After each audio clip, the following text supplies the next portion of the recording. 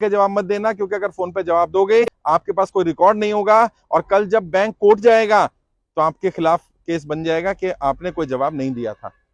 Bank क्या कर रहा है ये समझो, बैंक आपको नोटिस दे रहा है बार बार, कारण क्या है, वो फाइल मोटी कर रहा है ताकि जब कोर्ट में जाएगा कल तो आपके इतने सारे नोटिस होंगे, जज कहेगा इतने सारे नोटिस भेजे, तुम्हारा जवाब कहाँ है, तुम्हारा एक भी जवाब नहीं है। तो पहले तो नोटिस बैंक से आया तो जवाब बैंक का नोटिस का रिटर्न में दे दो। दूसरा नोटिस होता है जो वकील से आता है। अब कैसे पता चलेगा नोटिस वकील का है, उसमें लिखा होगा एडवोकेट, अधिवक्ता, वकील इंग्लिश में लिखा होगा, या एडवोकेट का सिंबल होगा, वो वकील का नोटिस है। वकील के नोटिस का जवाब वकील के थ्रू दिया जाना चाहिए। 500 रुपए लेता है कोई भी वकील, जाओगे वो उसका जवाब लिख करके दे देगा, जो जो लिखा होगा आपके ऊपर आरोप लगाओगे उनका जवाब दे देगा। अगर आप जवाब देते रहेंगे तो क्या होगा, फिर नोटिस आएगा, आपने फिर जवाब देना है, फिर नोटिस आया फिर जवाब देना है। आपकी प्रॉपर्टी, घर, चीजें, गाड़ी, उन पर कब्जा नहीं होगा, आपको डिफॉल्टर नहीं माना जाएगा, आप भगोड़े नहीं हो क्योंकि आप भाग नहीं रहे हो। तीसरा नोटिस आता है अदालत का, उसमें लिखा होता है सत्र अदालत, जिला न्यायालय, लोक अदालत, न्यायालय लिखा हो, अदालत लिखा हो, कोर्ट लिखा हो, वो कोर्ट का नोटिस है। कोर्ट के नोटिस पर खुद जाना चाहिए। अगर आप नहीं जाते तो वकील को भी भेज सकते हैं, वैसे बेहतर ये रहेगा वकील से ज्यादा अच्छी तरह आप अपनी बात रख सकते हैं। और भारत का संविधान हर व्यक्ति को अपनी बात रखने की इजाजत देता है। आपके साथ जो बीत रहा है वो आपसे बेहतर कौन बता पाएगा यार, मेरे साथ जो बीतेगा मैं बता पाऊंगा। जज साहब के सामने जाओ और अपनी स्थिति बता दो, सच बोलना। अगर आपने झूठ बोला तो आप पकड़े जाओगे, क्योंकि कोर्ट में ऐसे दावपेच लगा करके असलियत निकल आती है।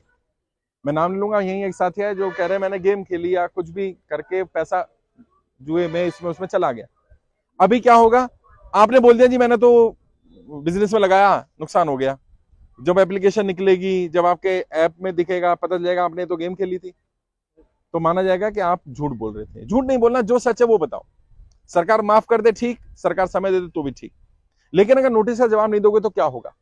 पहले आएगा बैंक का नोटिस, आपने जवाब नहीं दिया, फिर आएगा वकील का नोटिस, आपने उसका भी जवाब नहीं दिया, फिर आएगा कोर्ट का नोटिस, आपने उसका भी जवाब नहीं दिया, उसके बाद आएगा वारंट।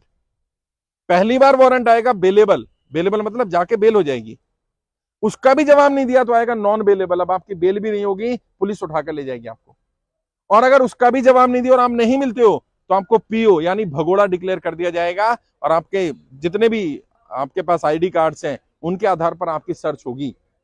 प्रॉपर्टी भी जा सकती है, घर वालों को परेशान किया जा सकता है। ऐसी नौबत मत आने दो। आपने लोन लिया, कोई गुनाह थोड़ी कर दिया यार, लोन लेना कोई क्राइम नहीं है, और लोन ना चुकाना भी कोई क्राइम नहीं है। जो लोग आपको डराते हैं, बैंक वाले, एनबीएफसी वाले, एप्लीकेशन वाले, कि आपने गुनाह कर दिया, क्राइम कर दिया, लोन अगर नहीं चुका पाते हैं तो ये कोई अपराध नहीं है, ये अपराध की श्रेणी में नहीं आता, तो इसलिए डरना नहीं है। लोन नहीं चुका पाएगा, कारण पता करो। कारण क्या क्या हो सकता है, हो सकता है आपके पास कमाई का साधन ना रहा हो सकता है नौकरी छूट गई, हो सकता है व्यापार बंद हो गया। जैसे किसी ने कहा मेरी नौकरी छूट गई, मैंने कहा प्रूफ है। अगर आपकी नौकरी छूटी और आपके पास सबूत है तो बिल्कुल भी मत घबराना, जब भी सरकार बुलाएगी वो सबूत दिखा देना। उस डेट के बाद अगर आपकी नौकरी छूटने के बाद बैंक ने आपके ऊपर पेनल्टी लगाई होगी, सरचार्ज लगाया होगा, इंटरेस्ट लगाया होगा, वो सब सरकार को हटवाना पड़ेगा, हटा देगी सरकार। वैसे तो बैंक को ही कर देना चाहिए। आरबीआई कहता है जब आपको लोन मिला तो आपको लोन ऐसे मिल गया क्या, आपका सिविल चेक किया गया, आपकी बैंक स्टेटमेंट मांगी गई होगी, आपका गारंटर लिया गया होगा, आपके पूरे डॉक्यूमेंट्स देखे होंगे, आईटीआर इनकम टैक्स की रिटर्न देखी गई होगी, तब लोन मिला है ना। यानी बैंक को आपकी स्थिति देख करके लोन दिया। आज आपकी स्थिति खराब हुई, बैंक को सपना नहीं आएगा। अब क्या होगा, जब आपकी आर्थिक स्थिति खराब हो रही है, इससे पहले कि आपकी ईएमआई बाउंस हो, बैंक को जाकर अपनी स्थिति के बारे में बताओ। अभी एक साथी आए हमारे, उन्होंने बहुत बढ़िया बात करी। भाई साहब ने कहा मेरी सारी ईएमआई जा रही है, लेकिन मैं लेटर भेज रहा हूं सबको कि मेरी आर्थिक स्थिति खराब है, आगे नहीं पे कर पाऊंगा। अभी क्या होगा, दो मैसेज दे दिया आपने। पहला, आप डिफॉल्टर नहीं हो, आप पैसे पे करना चाहते हो। दूसरा, आप मदद मांग रहे हो। क्या मदद मांग रहे हो भाई, या तो मुझे समय दे दिया जाए या मेरी ईएमआई को कम कर दिया जाए। बैंक क्या क्या कर सकता है, बैंक एक तो आपको रिलैक्सेशन पीरियड दे सकता है, जिसको बोलते हैं लीन पीरियड। 6 महीने से लेकर 2 साल तक का समय मिल सकता है, जिसमें आपको ईएमआई पे नहीं करनी। क्या पे करना है, सिर्फ इंटरेस्ट पे कर दो। कितना इंटरेस्ट, मान लो आपकी ईएमआई 50,000 रुपए की, तो इंटरेस्ट पता है कितना बनेगा, 5,000 रुपया। अब अगर आप 50,000 रुपए महीना नहीं भर सकते, 5,000 तो भर सकते हो ना। बैंक से रिक्वेस्ट कर लो कि मेरे को लीन पीरियड दे दो। बैंक कहता नहीं मिलेगा, कोई बात नहीं, तो बैंक को अगली रिक्वेस्ट कर लो, मेरे लोन को रीस्ट्रक्चर कर दो। 2 बार आपको अपने लोन को रिस्ट्रक्चर करने का अधिकार है, आरबीआई ऐसा कहता है। रिस्ट्रक्चर में 2 काम होते हैं, ईएमआई को कम करके, अमाउंट कम करके ड्यूरेशन बढ़ा लो, या ड्यूरेशन कम करके अमाउंट बढ़ा लो। मान लो आपके पास पैसे आ गए कहीं से, तो आप कहो जी 50,000 की नहीं, मेरी तो 2 लाख की ईएमआई कर दे, और मेरा जो 10 साल है उसको 2 साल कर दे, 3 साल कर दे, वो करा सकते हो। या आपका बिजनेस कम हो गया, नौकरी छूट गई, आपकी ईएमआई जा रही थी 50,000 की, अब आपको लग रहा है मैं तो 20,000 से ऊपर नहीं दे पाऊंगा, बैंक से बोलो भैया मुझे 20,000 की ईएमआई कर दे, 10 साल की वजह 15 साल का केस कर दे, मेरा कोई दिक्कत नहीं है। अब यार सुन लेना भाई पूरी बात। अभी समस्या क्या आती है, हम बैंक में जाके बात ही नहीं करते। अब कई लोग कहते हैं, जैसे भाई ने भी कहा कि ईएमआई बढ़ जाएगी तो ब्याज बढ़ेगा, और भाई प्रॉपर्टी तो बच जाएगी, हमें 50,000 नहीं दे सकते, 20 तो दे सकते हैं ना। अगर आप ये चाहते हो कि आप इस फंदे से निकलो जो बैंकों ने जाल बनाया है, तो उससे निकलने का एक ही तरीका है, बैंक बिना पैसे लिए छोड़ेगा नहीं। या तो सरकार पैसे दे दे, जैसा लोन माफ होता है, किसानों का माफ हुआ है, बड़े बड़े उद्योगपतियों का माफ हुआ है, वैसे सरकार आम जनता के पैसे दे दे तो फायदा हो सकता है। जब तक सरकार नहीं दे रही, तुम देते रहो। जिन लोगों का लोन माफ होगा, मैं पहले ही बता रहा हूं, सबसे पहले उन लोगों का लोन माफ होगा जिन लोगों ने जानबूझकर डिफॉल्ट नहीं करा। और एक भाई ने, किसी ने कहा मैं सेटलमेंट करने को तैयार हूं, अगर बैंक के पास प्रॉपर्टी है और प्रॉपर्टी की वैल्यू ज्यादा है आपके आउटस्टैंडिंग से, बैंक सेटलमेंट नहीं करेगा। कारण क्या है, अपने ऊपर लो ना यार। तुमने किसी को दिए 10 लाख रुपए और उसकी 50 लाख की चीज तुम्हारे पास गिरवी है, तुम क्या चाहोगे कि वो 10 लाख दे दे या डिफॉल्ट कर जाए? डिफॉल्ट कर जाए, ताकि 50 लाख की चीज हड़प लूं। बैंक क्या करता है, बैंक आपको डिफॉल्ट करने के लिए ऐसी स्थिति बना देता है, टॉपअप देता रहेगा, ईएमआई का अमाउंट बढ़ाता रहेगा। कब तक? जिस दिन तक तुम डिफॉल्ट ना कर जाओ। और जब डिफॉल्ट कर जाओगे तो तुम्हारी प्रॉपर्टी चली जाएगी।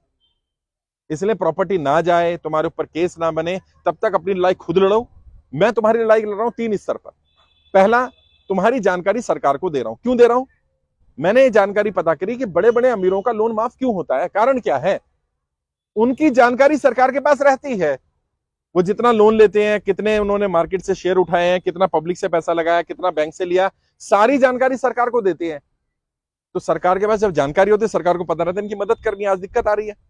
आम इंसान ने जब लोन लिया, वो तो जानकारी सरकार के पास है, लेकिन जब वो डिफॉल्ट कर रहा है, पे नहीं कर पा रहा, व्यापार नहीं चल रहा, वो जानकारी है ही नहीं सरकार के पास। क्यों नहीं है? क्योंकि बहुत सारे लोग इतनी बड़ी गलती कर रहे हैं, एक कर्जा लिया, उसको चुकाने के लिए दूसरा कर्जा ले लिया। इसे बोलते हैं कर्जे की दलदल। मानो आप एक गड्ढे में फंसे और उसी गड्ढे में से मिट्टी निकाल करके आप गड्ढे से बाहर निकलने की कोशिश कर रहे हो, तो गड्ढा और गहरा होता जा रहा है। एक दिन ऐसा आएगा तुम इस गड्ढे में निकल नहीं पाओगे, धंस जाओगे अंदर तक। तो ऐसी नौबत मत आने दो, ऐसी परिस्थिति मत बनने दो। और ऐसी परिस्थिति ना बने उसके लिए क्या करना है? पहली बात तो लोन चुकाने के लिए लोन नहीं लेना। चाहे कुछ भी हो जाए, एक बार गड्ढे में गिर गए ना, अब दोबारा गड्ढे में मत गिरना। लोन चुकाने के लिए लोन मत लेना। और कई लोगों ने तो प्राइवेट फाइनेंसरों से ले रखा है। और राजस्थान का मुझे नहीं मालूम, मैं मध्य प्रदेश गया, वहां पता चला 10-10, 12-12, 15% मासिक ब्याज पर पैसा है। अब सोचिए 10-15% कैसे देगा कोई व्यापारी? नहीं दे सकता यार। और वो क्या बताया जा रहा है मध्य प्रदेश में? वो कहते हैं, साहूकार कहता है अगर तुम ब्याज नहीं पे कर पा रहे, किस्त नहीं दे पा रहे, अपनी बहन को, अपनी बेटी को, अपनी बीवी को भेजो मेरे पास। बहन बेटियों की इज्जत के साथ खिलवाड़ हो रहा है साहब।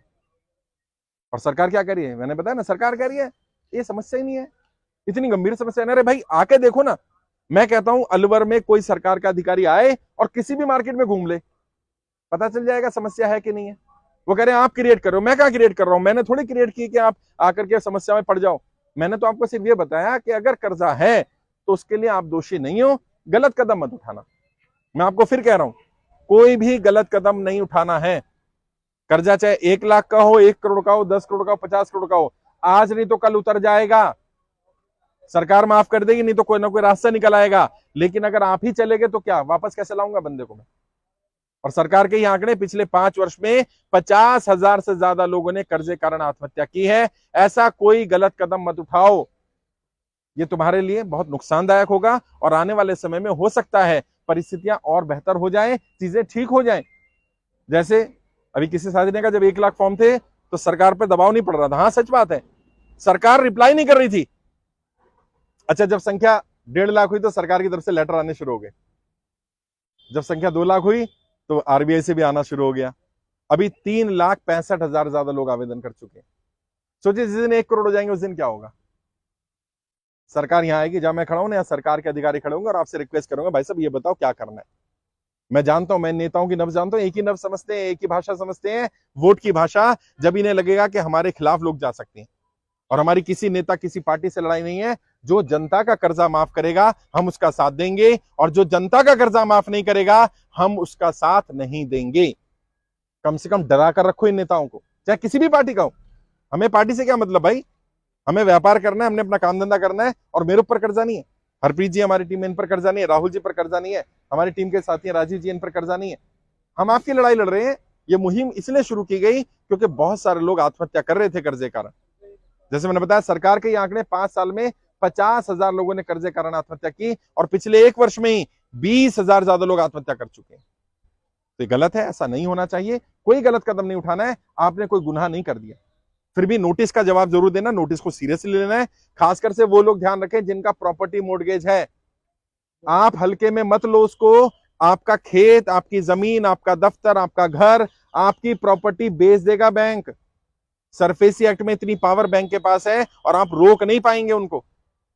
इससे बेहतर क्या है, बैंक ने अगर आपके साथ गलत करा, जैसा भाई साहब ने करा, इन्होंने केस करा बैंक के ऊपर, आपको अधिकार है, आप सिविल केस में जाइए। और जब तक सिविल केस चल रहा है तो बैंक प्रॉपर्टी पे कब्जा भी नहीं कर सकता, बेच भी नहीं सकता। अगर आपको लग रहा है कि बैंक ने आपके साथ अत्याचार किया है, अन्याय किया है, तो उसकी बात रखिए ना। जैसे कई लोगों ने कहा लॉकडाउन में 3 महीने का मोरेटोरियम लिया साहब, और पता है किस्तें कितनी बढ़ा दी, 20 किस्तें बढ़ा दी। भाई ये क्या तरीका हुआ यार, किसी इंसान ने 3 महीने ईएमआई नहीं दी तो 3 महीने की तो बढ़ाओगे, आप उसको 20 महीने कैसे बढ़ा दोगे? अच्छा कैसे बढ़ाई उन्होंने, उनकी चालाकी समझो। उन्होंने वो 3 ईएमआई आपकी सबसे लास्ट में ऐड कर दी। मानो आपकी रह गई थी 30 ईएमआई पेंडिंग, आपकी 3 हो गई मोरेटोरियम, वो 3 उठा करके उन्होंने लास्ट में कर दी, और 30 महीने तक का ब्याज उस पे 3 पे जोड़ दिया। इस तरह से वो ईएमआई 3 की जगह लग रहा है कि 20 बढ़ गई, 15 बढ़ गई, 25 बढ़ गई। समस्या क्या है, हम भी अवेयर नहीं है। बहुत सारे लोग लोन तो ले लेते हैं, लेकिन ये समझ में नहीं आता कि उसको चुकाना कैसे है, चुकाना पड़ेगा, दिक्कत आ जाएगी तो क्या करेंगे। हम ये सोचते रहते हैं कहीं ना कहीं से व्यवस्था हो जाएगी, ये नहीं सोच पाते अगर व्यवस्था नहीं होगी तो क्या होगा। और प्रॉपर्टी केस में एक जो गलती कर रहे हैं, मैक्सिमम लोग गलती कर रहे हैं, प्रॉपर्टी की वैल्यू 1 करोड़ की, लोन ले रहे हैं 20 लाख का। भैया इतना कम अमाउंट लोन मत लो। अगर लोन लेना ही है तो 80% 85% लोन लेकर रखो, ताकि तुम्हें दुख ना हो कि तुम्हारी प्रॉपर्टी चली गई। और अगर तुम्हें 10-20 लाख की कमी पड़ रही है तो जहां इतने व्यवस्था कर ली, 10-20 लाख और कहीं से व्यवस्था कर लो, बैंक के चक्कर में मत पड़ो। क्योंकि बैंक 10-20 लाख में वो प्रॉपर्टी बेच देगा, मैं बता रहा हूं आपको। और बेचेगा कितने की, 1 करोड़ की प्रॉपर्टी को 20-25 लाख में बेच देगा। आपका आउटस्टैंडिंग होगा 50 लाख रुपए, 20 लाख फिर निकाल देगा, लाओ 20 लाख और दो।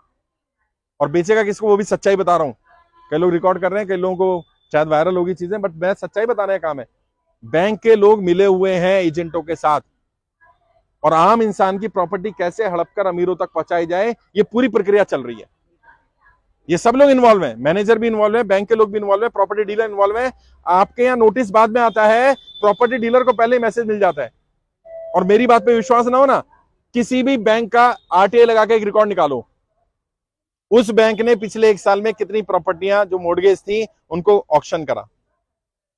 दूसरा रिकॉर्ड निकालो, किस किस को ऑक्शन हुआ। तीसरा ऑक्शन निकालो, ऑक्शन कितने में हुआ। तीसरा रिकॉर्ड निकालो, ऑक्शन कितने में हुआ। चौथा रिकॉर्ड निकालो, वो प्रॉपर्टी ऑक्शन होने के बाद रीसेल कब हुई। आप हैरान हो जाओगे, 90% ऑक्शन में लोग भाग लेने वाले वही लोग मिलेंगे, एक ही परिवार के कुछ लोग मिलेंगे। प्रॉपर्टी लेने के कुछ दिन बाद बिक जाती है। बैंक से ली उसने 25 लाख की, थोड़े दिन बाद 50 लाख की बिक गई। इसका मतलब क्या है, इसका मतलब ये लोग इन्वॉल्व हैं, और ये सब लोग इन्वॉल्व हैं। और ये सच्चाई है कि आज स्थिति बहुत खराब है, व्यापार की हालत खराब है। ऐसा नहीं है कर्जा आज हुआ है, कर्जा लोग पहले भी लेते थे, पहले भी लेते रहेंगे, आज भी ले रहे हैं, आगे भी लेंगे। ऐसा नहीं आगे कर्जा लेना छोड़ देंगे। समस्या क्या थी, पहले लोग कर्जा लेते थे और कर्जा चुकाने के लिए उनके पास कोई कमाई का साधन होता था, चुका देते थे और ले लेते थे। अभी हुआ क्या, नोटबंदी, जीएसटी और लॉकडाउन, इन 3 कारण से लोग इतने तबाह हो गए, कमर टूट गई लोगों की। लोगों ने कहा सर पहला झटका लगा हमें नोटबंदी का, समझ नहीं पाए हुआ क्या, कैसे करें, लेकिन फिर भी हम संभल गए जैसे तैसे करके। उससे संभले ही थे, अगला झटका जीएसटी के रूप में लगा दिया, बड़ी कंपनियों को फायदा हो गया, छोटे व्यापारी तबाह हो गए। कह रहे उससे भी हम उबर गए, लेकिन ये जो लॉकडाउन लगा, और जितने लोग भी यहाँ खड़े हैं, ईमानदारी से बताना असली समस्या कब आई है? लॉकडाउन के बाद ही आई है सबको। और सरकार के मंत्री क्या कह रहे हैं, मैं नाम नहीं लूंगा, सरकार के मंत्री का कहना है लॉकडाउन से भारत की अर्थव्यवस्था पर कोई फर्क नहीं पड़ा। बताइए कहां रहते हैं ये लोग? अरे नीचे उतर के बैठो तो सही, जमीन पर बात तो करो, आप जनता से मिलो तो सही, जनता बता देगी। किसी भी व्यापारी से पूछ लो कि भैया सबसे बड़ी दिक्कत कब आई, वो बताएगा लॉकडाउन के बाद आई। नहीं, वो कहां जाते हैं? आज की पोजीशन व्यापार की इतनी गंदी हो रही है कि 1 रुपए ये आप बोल रहे हो, मैं बोल रहा हूं, लेकिन सरकार नहीं बोल रही। सरकार के आंकड़े क्या है? जीएसटी का कलेक्शन बढ़ गया हमारा। तो सर मैंने के खिलाफ खड़े होना पड़ेगा। नहीं, सरकार के खिलाफ नहीं, हम नीतियों के खिलाफ होंगे, किसी व्यक्ति के खिलाफ नहीं। 1 लाख करोड़ रुपए का ज्यादा प्रॉफिट चल रहा है। हाँ, क्योंकि बैंक कमा रहे हैं, व्यापारी घाटे में जा रहा है। एक ही सवाल है सर, बड़े व्यापारी अडानी अंबानी इनके लोन माफ हो जाते हैं और एक आम जनता जो भारत के नागरिक है, इनका लोन के लिए हमारा कानून या प्रावधान क्या कहता है कि हम लोग अवेयरनेस? देखिए ऐसा है, बड़े उद्योगपतियों को राहत सरकार जो दे देती है उसके 2 कारण हैं, बड़े कारण। पहला कारण तो मैंने बता दिया, सरकार के पास उनकी जानकारी होती है, आम इंसान की जानकारी होती नहीं। जानकारी मैं इकट्ठा करके दे ही रहा हूं, अब सरकार ये तो कह नहीं सकती जानकारी नहीं है। दूसरा बड़ा कारण क्या है? बड़े उद्योगपति मांग करते हैं, मांगते हैं। आम व्यापारी मांगते ही नहीं कि मुझे कर्जा माफी चाहिए। भाई साहब बुरा मत मानना, एक माँ भी अपने बच्चे को तब तक दूध नहीं पिलाती जब तक रोता नहीं है। छोटा बच्चा जो बोलता नहीं है, माँ को कैसे पता चलेगा उसे भूख लगी है? रोएगा तो सरकार, माई बाप, सरकार को कैसे पता चलेगा तुम्हें दिक्कत है? थोड़ा रोना तो पड़ेगा, अपनी बात तो रखनी पड़ेगी। यहां क्या है, कहा भी ना जाए और सहा भी ना जाए, रो भी नहीं पा रहा, किसे कह भी नहीं पा रहा। एक व्यापारी आपके अलवर के आए नहीं, यहां कहते सब 12.5 करोड़ का लोन है। अलवर का हर छोटा मोटा व्यापारी मुझे जानता है, मैं बड़ा ट्रेडर हूं। मैं अगर वहां आया तो लोगों को पता चल जाएगा मेरी मार्केट में वैल्यू नहीं है या मेरे ऊपर कर्जा है। मैंने कहा एक बात बताओ, जिस दिन प्रॉपर्टी मोर्गेज है उनकी, मैंने जिस दिन तुम्हारे बंगला है ये मोर्गेज होगा और ये बिकेगा, तब पता नहीं चलेगा लोगों को। कह रहे नहीं मेरे घर में आके अकेले मिल लो। मैंने घर में, मैं होटल में नहीं मिल सकता, मेरे पास पैसे नहीं है क्या? मैं पब्लिक में क्यों मिलना चाह रहा हूं? ताकि कोई ये ना कहे कि यार अकेले में पता नहीं क्या बात करके क्या आदमी। मैं पब्लिकली बात करके जाता हूं भाई। मैं आपसे वादा करके जा रहा हूं, या तो सरकार जनता का कर्जा माफ करेगी, वरना सरकार ऐसी लेकर के आएंगे जो जनता कर्जा माफ करे।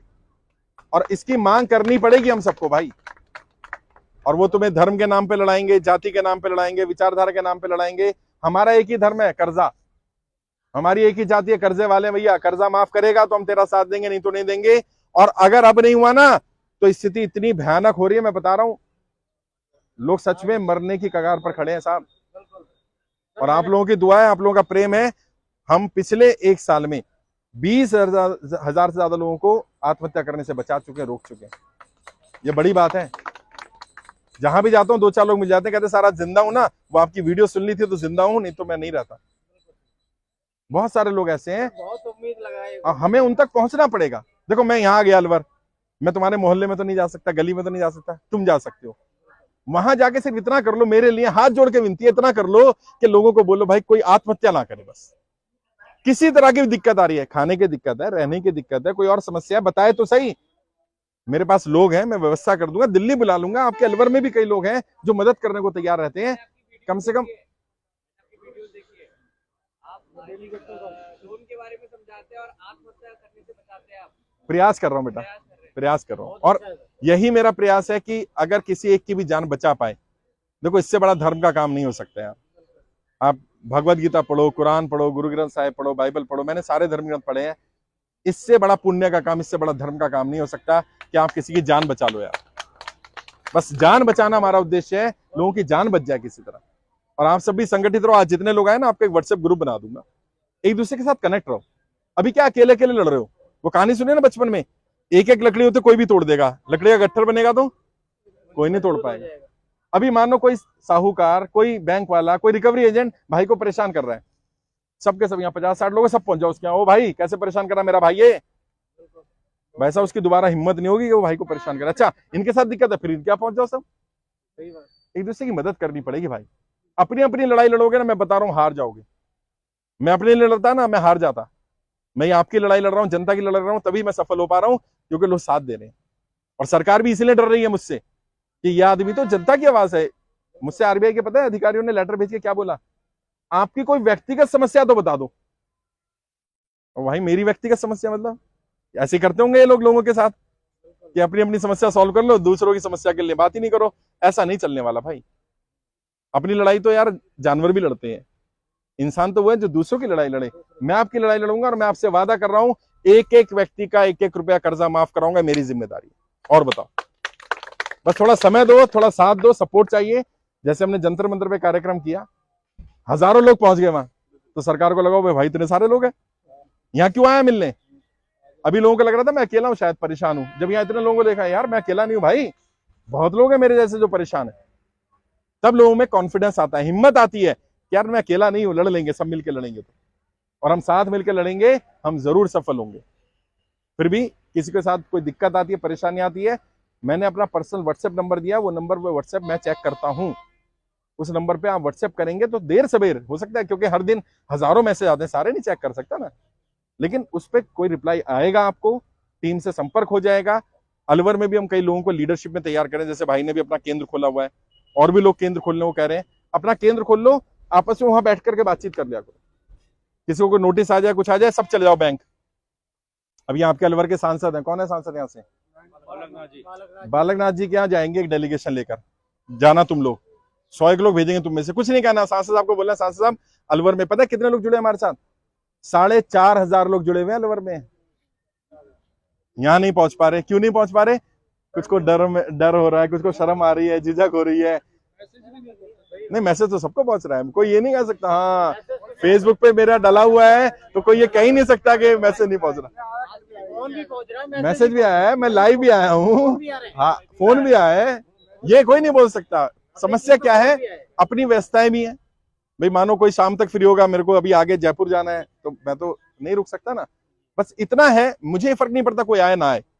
यहाँ एक व्यक्ति भी होता ना, मैं उससे भी बात करके जाता।